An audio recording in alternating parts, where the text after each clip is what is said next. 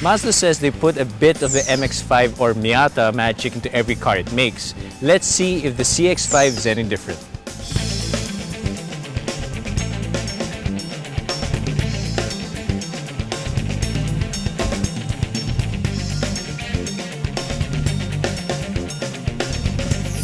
As the first model to come out with KODO, Mazda's design language, the CX-5 has been thoroughly refreshed just a few months ago. The most noticeable change is found in the front with the new headlights and new grille. Like before, it rides on 19-inch alloy wheels but now with a new design. The biggest change though happens inside. If there's one thing people complained about the outgoing CX-5 was just how old it started to look. Well, here's Mazda's answer. A new multimedia system called Mazda Connect, revised controls, and more toys. Who says you can't make something good even better? As the range-topping Mazda CX-5, this particular model, the all-wheel drive Sport, comes with a 2.5 four-cylinder engine making 188 horsepower and 250 Nm of torque. Those figures don't seem that impressive on paper, but in reality they are. The reason? Low curb weight. I mean, this thing weighs only 1,586 kilograms, and that's packing all that advanced all-wheel drive hardware underneath. 0 to 100 kilometers per hour comes in about 8.3 seconds. Not bad. But the fun doesn't end by just mashing the gas pedal.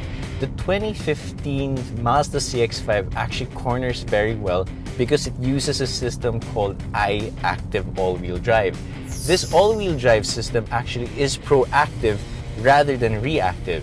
Using a variety of sensors, it actually determines whether or not you will need to engage all-wheel drive and at the same time to which wheel it will be sent to. This actually makes the entire experience more transparent to the driver, and it makes the thing even more fuel efficient than it is.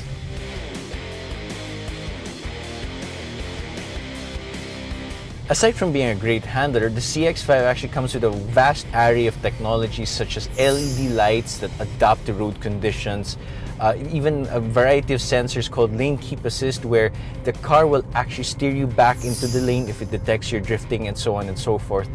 Overall, this is more than just an MX-5 or Miata on stilts. This feels like a full-blown high-tech machine. It's like a Skynet or HAL 9000, only this one's not out to kill you.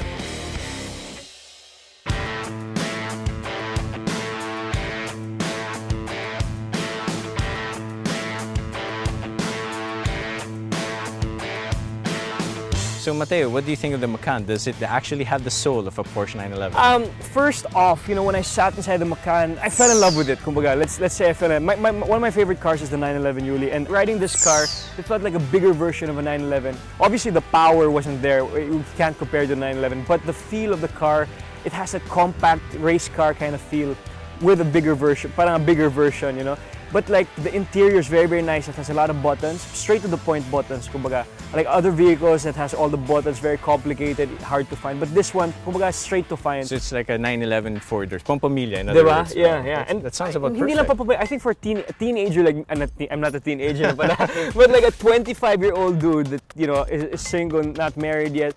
I see. What about yours?